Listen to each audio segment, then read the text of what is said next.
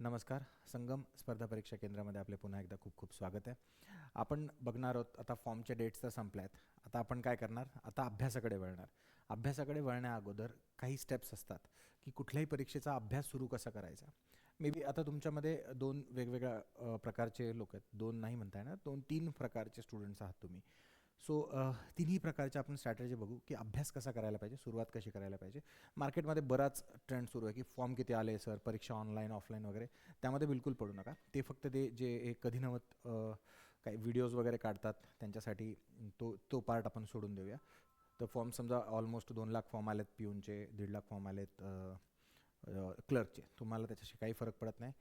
Almost 50,000 किंवा 25% forms reject होतील just because 2-2, 3-3 भरलेत, चुकीचे भरलेत वगैरे वगैरे. 25% होतील, 75% राहतील. जवळपास 1 लाख लोक, 90,000 लोक परीक्षा देतील. ते बघू, ज्यावेळेस येईल त्यावेळेस. ते अंदाजाचं फॅक्टर आहे. मेजरली अभ्यास आता कसा करायचा, कसं सुरुवात करायची, मी ह्या लेवलवर आहे आणि मी काय करायला पाहिजे हे आपण एकदा सुरुवातीच्या 5-10 मिनटात डिस्कस करून घेऊया. सो लेवल ऑफ स्टुडंट्स काय काय असतात लेवल. एक असते की जनरल सरळ सेवा करणारे मुलं, सरळ सेवा परीक्षेचा अभ्यास करणारे विद्यार्थी. ओके, हा एक एक एक ग्रुप असतो. दुसरा ग्रुप असतो जो फ्रेश आहे आणि यांच्याकडे no experience of any subject. ह्यांच्याकडे सरळ सेवाचा किंवा कुठल्याही परीक्षेचा, कुठल्याही विषयाचा यांच्याकडे अनुभव नाही आहे. ओके.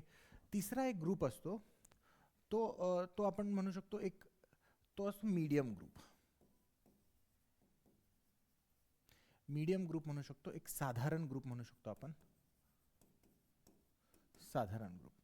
आता हा जो हे जे 3 ग्रुप्स आहेत ह्यांच्या अभ्यासाची लेवल आहेत. यामध्ये तुम्ही कुठेतरी एका ठिकाणी येतात. मी एक्सप्लेन करतो कसं. सरळ सेवा देणारे विद्यार्थी म्हणजेच यांचं मॅथ्स व्यवस्थित असतं, यांचं.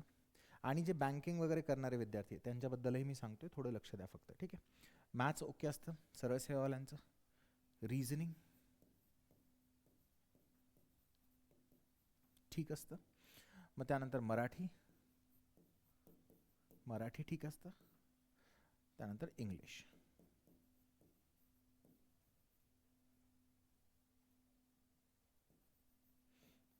व्यवस्थित असतं आणि यांचं GK GS व्यवस्थित असतं, करंट अफेअर्स हे GK GSचा पार्ट म्हणूनच हे लोक करतात. फ्रेश स्टुडंट्स यांना एक बेसिक आयडिया असणारे काही विषय असतात. ते आहे मॅथ्स, दुसरं रिझनिंग. त्यांचा संबंध नसतो इंग्लिश आणि मराठी सोबत. साधारण स्टुडंट आहेत. साधारण इन द सेन्स कोण? हे स्टुडंट म्हणजे कोण? ज्यांना सरळ सेवा किंवा स्पर्धा परीक्षेचा अभ्यास तर करायचा आहे, बट मी कोणती परीक्षा देणार हे माहिती नसतं. त्यामुळे ते अभ्यास सुरुवात करतात. तर कुठलाही एक विषय त्यांचा मेजरली ठीक असणार. मेजरली त्यांचा मॅथ्स असतो. ह्यांचा मॅथ्स त्यांनी केलेला असतो, कुठला तरी क्लास किंवा यूट्यूबवरतून केलेला असतो वगैरे वगैरे. हा मॅथ्स त्यांनी मात्र सुरू केलेला असतो, ठीक आहे. हे लोक आहेत मार्केट, म्हणजे हे तुमच्या जे कॉम्पिटिशन आहे एवढ्या प्रकारचे असतात. आता ह्याच्यामध्ये काही लोक येतात ज्यांनी फॉर्म भरला आहेत, जे माझं ॲनालिसिस आहेत. माझ्याकडे जवळजवळ फॉर्म भरायचा यासाठी जवळजवळ 3,500-4,000 इन्क्वायरीज आलेल्या आहेत. 1.5 लाख फॉर्म्स आहेत तरी 3,500-4,000 इन्क्वायरीज आलेल्या आहेत. मेसेजेस भरपूर आहेत, अजून काउंट केलेले नाही आहे. तर ज्या इन्क्वायरीजसोबत मी कनेक्ट केलं आहे त्या इन्क्वायरीजबद्दल सांगतोय मी. ते कोणत्या कोणत्या प्रकारचे स्टुडंट्स आहेत हे आहेत. त्यात अजून काही एक स्टुडंट्स आहेत ज्यांचं जे ऑलरेडी बँकिंग करायचे, पोलीस भरती करायचे. ह्या 2 प्रकारचे स्टुडंट्स आहेत. बँकिंगवाल्या स्टुडंटचं मॅथ्स, रिझनिंग आणि जे बँकिंगचे विद्यार्थी आहेत त्यांचं मॅथ्स ठीक आहे, रिझनिंग ठीक आहे, इंग्लिश ठीक आहे, करंट अफेअर्स ठीक आहे, ठीक आहे. GK GS जरी त्यांना वाटतंय त्यांचं व्यवस्थित नाही. त्यानंतर सेकंड ग्रुप येतो पोलीस भरती. त्यांचं मॅथ्स ओके आहे, रिझनिंग आहे आणि मराठी आहे. त्यांचा GK GS सोबत एवढा संबंध येत नाही, एवढं ते करत नाही.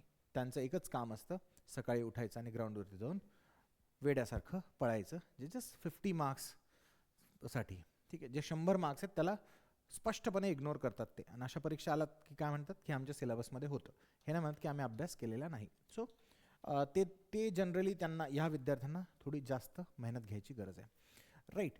सो हे आहे. नाव परीक्षेचं स्वरूप म्हणून जर बघायला गेलो आपण, तर आता ही आहे तुमची कॉम्पिटिशन. आता कोणाला काय काय करायचं आहे, कोणाला कसं, कोणत्या विषयांवरती जास्त लक्ष द्यायचं आहे, कोणत्या विषयापासून सुरुवात करायची आहे, आणि हे इथे क्लिअर होतं आहे आपलं. आता कुठून करायचं हेही मी सांगतो. ज्यांनी संगम जॉईन नाही केलं किंवा ज्यांनी कुठलाही क्लास जॉईन नाही केला, त्यांच्यासाठी मी एक आयडिया आहेत आपल्याकडे काही, त्या कळवतो. मग आता 2 नंबरवर वरती काय येणार, तर ती आहे परीक्षेचं स्वरूप कसं आहे. त्या हिशोबाने आपण इथेच लिहूया ते, म्हणजे तुम्हाला इथेच एक आयडिया येईल, क्रूड आयडिया मिळेल.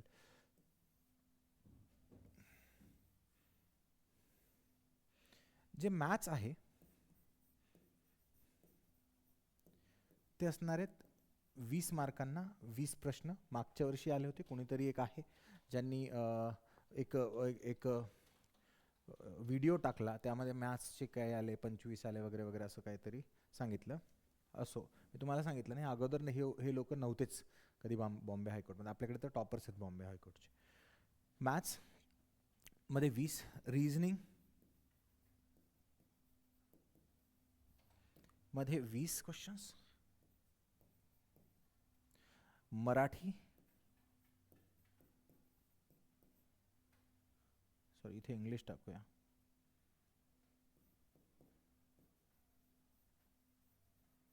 English 20 question. त्यानंतर मराठी 10 क्वेश्चन्स. त्यानंतर computer 10 questions, current affairs 10 questions. असा 90 मार्काचा तुमचा पेपर आहे, राईट. आणि हेच ट्रेंड येतात, याच्यापेक्षा वेगळं काही 10चे 11ही होत नाही आणि 10चे 9 पण होत नाही, ठीक आहे. सो ज्यांना हे चित्र क्लिअर दिसत आहे, तुम्ही कुठे फिट बसतात, त्यांनी हे व्यवस्थित पाठ करून घ्यावं की ह्या अशा प्रकारे आपल्याला अभ्यास करायचा आहे, राईट. की किती मार्क्स आपल्याला कुठून घ्यायचे, कुठे मिळत आहेत आणि कशावरती जास्त भर द्यायचा. नाव सुरुवात. आता सुरुवात प्रत्येकासाठी वेगवेगळी आहे.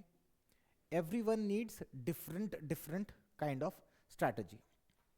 आता जे सरळ सेवावाले विद्यार्थी आहे, सरळ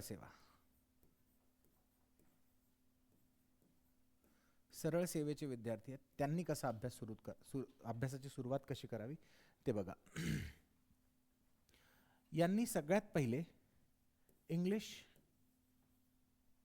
मॅथ्स, रिझनिंग हे 3 विषय आहेत, 20 मार्काचे. ह्या विषयाच्या टेस्ट सिरीज सॉल्व्ह कराव्या. काय करायचं, ह्या विषयाच्या टेस्ट सिरीज सॉल्व्ह करायच्या.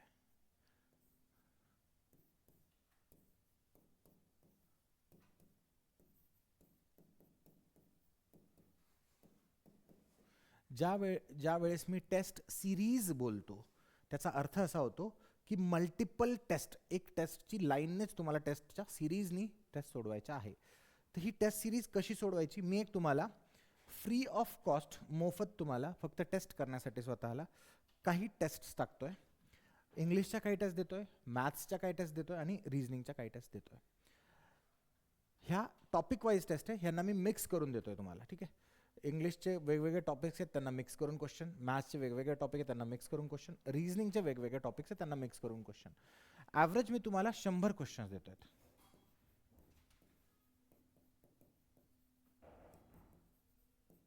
100 प्रश्नांची टेस्ट देतोय मी तुम्हाला.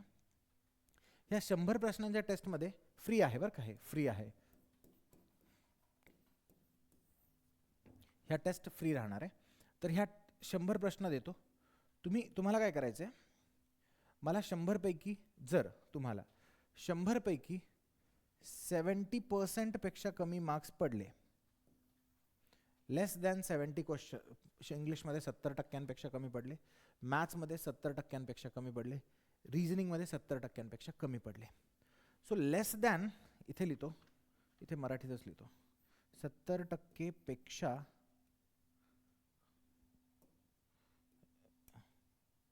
पेक्षा कमी. अरे हां,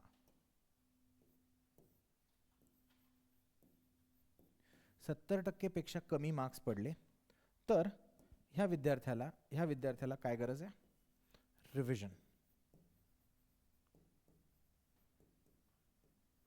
सरळ एक आपले क्लासचे नोट्स, ज्या कुठल्या क्लास तुम्ही केल्यात या अगोदर त्या क्लासचे नोट्स याला उचलायचं, रिव्हिजन करायचे. रिव्हिजन नंतर मी अजून एक टेस्ट देणार तुम्हाला, त्याबद्दल मी पुन्हा सांगतो. ते आधी अगोदर तुम्ही ह्या स्ट्रॅटेजीवरती लक्ष द्या. जर तुम्हाला 50% कमी मार्क्स पडले, हे परत असंच 50% कमी मार्क्स पडले तर तुम्ही क्रॅश कोर्स जॉईन करा. माझा नाही, कुठलाही. याचा अर्थ तुम्ही काही कॉन्सेप्ट विसरला आहात आणि नोट्समधनं त्या कॉन्सेप्ट क्लिअर होत नाही आहे आणि परीक्षेसाठी इम्पॉर्टंट आहे, म्हणून तुम्ही क्रॅश कोर्स जॉईन करा, कुठलाही. ओके, आपल्याकडे आहे, आपला करायचा असेल तर आपला करा, कुणाचाही करा. जर तुम्हाला, इथे लिहितो मी हे, म्हणजे 100 पैकी 30 मार्क्स 30% कमी, 30% पेक्षा कमी मार्क्स आलेत तर समजून घ्यायचं की मी आतापर्यंत परीक्षेचं किंवा अभ्यास करायचं ढोंग करत होतो, राईट. आणि ॲक्च्युली आयदर मी ढोंग करत होतो किंवा कुणीतरी जिथून मी क्लास घेतलाय, जिथून गायडन्स घेतलाय, तो मला गायडन्स करायचं किंवा शिकवण्याचं ढोंग करत होता असं समजायचं आणि चुपचाप एक फाउंडेशन कोर्स जॉईन करायचा.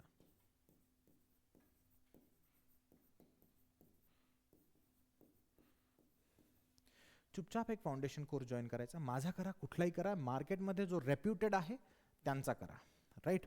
सो फाउंडेशन कोर्स 30% पेक्षा कमी मार्क्स पडले तर डायरेक्ट कोर्स जॉईन करा. हा कोर्स जो आहे मेजरली प्रयत्न करा, रेकॉर्डेड तुम्ही अगोदर केलं असेल तर लाईव्ह करायचा प्रयत्न करा. हा कोर्स लाईव्ह केला असेल तर मग रेकॉर्डेड करायचा प्रयत्न करा, ठीक आहे. दोन्हीपैकी एक काहीही तुम्ही करा, पण काहीतरी वेगळं करायचा प्रयत्न करा ह्यावेळेस, ठीक. हा 30% पेक्षा कमी. हे झालं सरळ सेवेवाल्यांसाठी. मी ह्या 3 विषयांच्या तुम्हाला नोट्स टेस्ट देणार. टेस्ट तुम्ही सोडवायच्या. टेस्टमध्ये जर असे या प्रकारे मार्क्स पडले तर तुम्ही हे करायचं. 70% कमी पडले तर रिव्हिजन इज इनफ. 70% किंवा 70% 70% कमी, इन द सेन्स 50 ते 70% जर तुम्हाला पडले तर तुम्ही रिव्हिजन इनफ आहे तुम्हाला. 70% वरती मार्क्स पडले than you are in a safe zone, like तुम्ही आता रेडी आहात एक्झामसाठी, ठीक आहे. 30 ते 50% पडले तर तुम्हाला क्रॅश कोर्सची गरज आहे. क्रॅश कोर्स जॉईन करावा लागेल एखादा, शॉर्टमध्ये जे कोणी तुम्हाला शिकवून टाकेल तो क्रॅश कोर्स. आणि 30% कमी मार्क्स पडले तर तुम्हाला सरळ एखादा क्लास लावावा लागेल, राईट. आता बँकिंगचे पोरं, सॉरी आता कोण राहिलं, बँकिंगवाले, ज्यांचं मॅथ्स आणि इंग्लिश चांगलं आहे त्यांनी काय करावं, मॅथ्स अँड इंग्लिश ह्या 2 विषयांच्या टेस्ट सोडवाव्या आणि बाकी सगळा फॉर्म्युला सेम आहे तुमच्यासाठी, ठीक आहे. जे फ्रेश स्टुडंट आहेत, फ्रेश, ज्यांचं फक्त मॅथ्स झालंय, त्यांनी कुणाचंही काहीच ऐकायचं नाही. मी पुस्तकातून करतो आहे, मी स्वतः सेल्फ अभ्यास करतोय, आणि मेजरली एकतर मी सेल्फ अभ्यास करतो हे त्यांचं म्हणणं असतं, किंवा मी यूट्यूबवरतून अभ्यास करतो. हे तर खूप फेमस स्टुडंट्स आहेत, म्हणजे एक क्रीड आहे स्टुडंटची, की मी यूट्यूबवरतून अभ्यास करतो. अरे बाबा, विचार करा, एक नीट विचार करा. मी एक शिक्षक आहे, राईट? जर मला येणारा विषय, फॉर एक्झाम्पल मी इतिहास घेतला, किंवा मी पॉलिटी घेतला, इकॉनॉमिक्स घेतला, ठीक आहे, हे विषय मी शिकवतो तुम्हाला. तर जर मी शिकवत असलो आणि मी इतिहास तुम्हाला पूर्ण शिकवून टाकला स्टार्ट टू एंड यूट्यूबवरती, तर तुम्ही ॲज अ करिअर, माझं टीचिंग आहे, तुम्ही माझ्या क्लासला येणार का? नाही. मी जर तुम्हाला भूगोल शिकवला, येणार का? नाही. मी जर तुम्हाला इंग्लिश ग्रामर शिकवलं, येणार का? नाही. मराठी शिकवलं, येणार का? नाही. मी जर तुम्हाला पॉलिटी शिकवलं यूट्यूबवरती, तरी तुम्ही माझ्या क्लासला येणार. बट हे विषय शिकवले तर येणार नाही तुम्ही. English, maths, reasoning. का? कारण की हे कॉन्सेप्च्युअल सब्जेक्ट्स आहेत. यांच्या कॉन्सेप्ट्स ज्या आहेत त्या तुम्हाला एकदा कळाल्या तर तुम्हाला परत परत क्लास करायची गरज नाही. एकदा कॉन्सेप्ट कळाली, दॅट इज फाईन, रिव्हिजनने होऊन जातं. रिव्हिजनने नाही झालं तर एक क्रॅश कोर्स जॉईन करून होऊन जातं. बट तुमचा एक माइंडमध्ये अशी भावना असते की मला यूट्यूबवरतून ह्या व्यक्तीने शिकवलं तर येऊन जातं. माझा एक डायसचा व्हिडिओ ऐका, माझाच स्वतःचा, मी स्वतःचं एक्झाम्पल देतो. माझा यूट्यूबवरती बॉम्बे हायकोर्टमध्ये डायस ह्या चॅप्टरवरती एक व्हिडिओ आहे.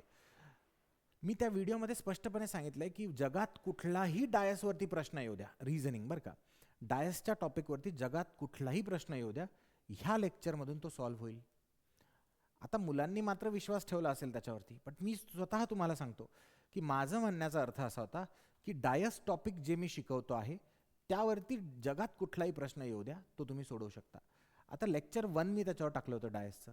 लेक्चर 2 ज्यामध्ये ओपन डायसचे टॉपिक्स होते ते मी लेक्चर 2 मध्ये घेणार होतो. तर लेक्चर 1 तुम्हाला यूट्यूबवर मिळालं, तुम्हाला वाटलं माझं झालं, तुम्हाला ओपन डायसची कॉन्सेप्टही माहीत नाही. ओपन डायस वेगवेगळ्या प्रकारचे असतात, त्यांच्या टाईप्स काय असतात, त्यांच्यात प्रश्न कसे येऊ शकतात, कसे येतात आणि कसे आलेत, या 3 प्रकारे शिकवलं जातं कुठलाही सब्जेक्ट. तुम्हाला ते माहितीच नाही. तुम्हाला एक सुपरफिशियल नॉलेज मिळालं, वरवर तुम्हाला वाटतं की मला येतं, परीक्षेमध्ये जाऊन फेल होणार. आणि वाईट दशा काय माहिती का, हे लोक खूप जास्त मार्जिनने फेल नाही होत. हे 10 मार्क्स टू 20 मार्क्स ह्या मार्जिनने फेल होतात, 10 ते 20 मार्काच्या मार्जिनने फेल होतात. यांना वाटतं थोडीशी मेहनत टाकायची, मला येऊन जाईल. बट द थिंग इज, इथेच ते जवळजवळ त्यांच्या वयाचे 3 ते 4 वर्ष घालवून टाकतात. That's the worst thing. ते तुमचं डिमोटिवेट करतं, तुम्हाला मोटिवेशन खाली घेऊन येतं. सो फ्रेश स्टुडंट, सरळ क्लास जॉईन करा. तुम्ही भारताच्या, महाराष्ट्राच्या कुठल्याही कोपऱ्यामध्ये असावे, क्लास जॉईन करा. मोस्ट प्रेफरेबली तुम्हाला किती वेळ आहे, वेळ नाही आहे, काहीही असो, most preferably offline class join करा. आता विद्यार्थ्यांना इथपर्यंत विद्यार्थ्यांना वाटत असेल, सर स्वतःच्या क्लासमध्ये ॲडमिशन घ्यायचं म्हणून म्हणताय वगैरे वगैरे. माझ्याकडे जे 80% विद्यार्थी आहेत ते ऑनलाईन आहेत सगळे. मला माहिती आहे 20% विद्यार्थी ऑफलाईन येणार, ऑफलाईन येतील हे ऐकून. 20मधून 10% फीस जास्त म्हणून चालल्या जातील. उरलेल्या 10%मधनं आपण ह्या क्लासपेक्षा दुसरा क्लास चांगला म्हणून चालले जातील. 5% होतील, 5%मधनं काही अर्धे EMI भरून चालले जातील, माझ्याकडे 1% मिळेल. 1%साठी खोटं बोलायला मला परवडत नाही. त्यामुळे खरं सांगायचं म्हणजे जे फ्रेश आहे त्यांनी क्लास लावावा, त्यांनी ऑफलाईनच क्लास लावावा. आपण शाळेत गेलो, आपण ऑनलाईन शाळेत नाही शिकलो, आपण ऑफलाईन जाऊन शिकलो. ऑफलाईन आपल्याला ज्ञान ग्रहण करायला खूप सोपं जातं. टीचर बसलेला असतो, डोळ्यात डोळे टाकून आपल्याला विद्या मिळते. आणि काहीही इश्यू आला तर तुम्ही टीचरसोबत डायरेक्ट इंटरॅक्ट करू शकता. ठीक आहे. आता शाळेसारखं राहिलं नाही, शाळेत आपण घाबरलो, आपण प्रश्न विचारले नाही. आता आपण असं विचारतो, आपण पैसे दिलेत sorry, so why I should not ask any questions, that's what we think, right? So हे आहे, तर तुम्ही प्रश्न विचाराल तो ऑफलाईन लावा. सेकंड ऑप्शन तुमच्याकडे ऑनलाईन आहे. सेकंड ऑप्शन, पर्यायच नाही आहे तर ऑनलाईन आहे. ठीक. ऑफलाईन पण थोडं बघून घ्या, टीचर कसा आहे, डेमो लेक्चर्स वगैरे अटेंड करा. ठीक आहे, प्रत्येक विषयाचे. So this is your strategy, this will be your strategy for your this exam, की कोणी काय करावं आहे. ठीक आहे. मीडियमवाले students, again for this medium students, class लावा, डायरेक्ट क्लास लावा. असं करू नका की मी यूट्यूबवरतून केलं आहे, सगळं खोटं असतं. यांनीही कुठला तरी क्लास जॉईन करा. 3-4 महिने आहेत आणि मोस्ट प्रोबॅबली बॉम्बे हायकोर्टची एक्झाम आहे ती एक्सटेंड होऊ शकते तारीख, वेळ लागेल तिला कंडक्ट व्हायला, जस्ट बिकॉज बऱ्याच मुलांचे पैसे अडकलेत, पैसे भरले गेले, बट फॉर्म भरला गेला नाही. बरेच मुलं त्यांचे 4-4, 5-5 फॉर्म भरले गेले, तर महिनाभर तर त्यांना हे सावरायला हे सगळं काही करायलाच लागेल. So for that reason I think की तुमचे जे फॉर्म्स, तुमचे जे एक्झाम्स आहेत त्या थोड्या त्या लेट होणार आहेत. Okay, so this is the basic strategy, basic thing मी तुम्हाला सांगितलेलं आहे. मी अजून एक लेक्चर कंडक्ट करेल, अजून एक लेक्चर कंडक्ट करायचं आहे मला, किंवा मॅडम कंडक्ट करतील. जे इंग्लिशचं लेक्चर आहेत आपलं, जे इंग्लिश आहे, इंग्लिश हे जे सब्जेक्ट्स आहेत तुमचे स्टार्टवरती आपण बघितलेत ना, हे वाले सब्जेक्ट्स एवढे जेवढे तुम्हाला आहेत, मेजरली कम्प्युटर ॲड होतात म्हणून नवीन लिहावं लागेल मला. इंग्लिश, मॅथ, रिझनिंग, कम्प्युटर, मग त्यानंतर करंट अफेअर्स. तुम्हाला GS GK येत नाही बरं का जास्त. इंग्लिश, मॅथ, रिझनिंग, कम्प्युटर, काय ते राहिलं याच्यात मराठी.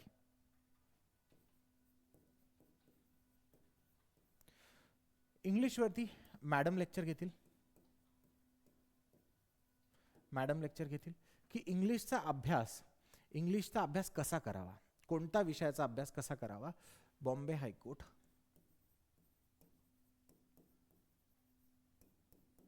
क्लर्क च्या एक्झामसाठी इंग्लिशचा अभ्यास कसा करावा याची जी स्ट्रॅटजी आहे,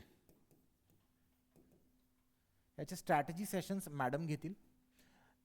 ह्या स्ट्रॅटजी सेशनमध्ये तुम्हाला मिळेल काय, noun, pronoun, etcetera, part of speech, tenses, punctuation, त्यानंतर जे काय असतं प्रिपोजिशन, हे जे टॉपिक्स आहेत ह्याच्यामधून तुम्ही कोणता टॉपिक वरती प्रायोरिटी द्यायला पाहिजे, तुमची रिव्हिजन करताना सगळ्यात अगोदर कोणता टॉपिक करायला पाहिजे, त्यानंतर कोणत्या एक्झाममध्ये किती प्रश्न कोणत्या याच्यावरती विचारले जातात, हे सगळं ॲनालिसिस करून मॅडम तुम्हाला देतील. मॅथ्स जे टीचर आहेत आपल्याकडे त्यांनी ऑलरेडी CDS, NDA ह्यांना UPSCमध्ये दिल्लीमध्ये ॲक्च्युली UPSCच्या स्टुडंट्सला CSAT हे सगळं शिकवलेत, महाराष्ट्रीयनच आहेत. ठीक आहे, तर हे he is very famous, at least there in Delhi. So here also he will be very famous, 100% I am very sure about that. So he will be teaching you maths. तर मॅथ्सचं ॲनालिसिस हे सर घेतील. रिझनिंगचं ॲनालिसिस रिझनिंगचं ॲनालिसिस मी घेईल. कम्प्युटरचं analysis madam घेतील. Current अफेअर्सचं analysis मी घेईल. मराठीचं analysis जे again आपण त्यांना भीष्म पण म्हणू शकतो, मराठीचे जे भीष्म आहेत तसे जे टीचर्स आपल्याकडे, संजय बिडवे सर, आणि ही is very great, he is great. In 2011 मी त्यांच्याकडनं मराठी शिकलेलो आहे.